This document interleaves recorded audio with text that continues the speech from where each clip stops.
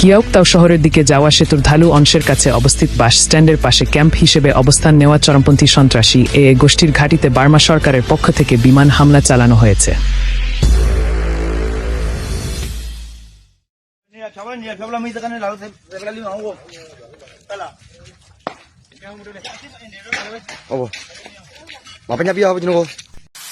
সূত্র অনুযায়ী এই হামলায় ক্যাম্পটিকে সরাসরি লক্ষ্যবস্তু করা হয়, যার ফলে বহু সশস্ত্র সদস্য নিহত ও আহত হয়েছে। সেখানে থাকা অস্ত্র, গোলাবারুদ এবং যানবাহনও গুরুতর ক্ষতিগ্রস্ত হয়েছে।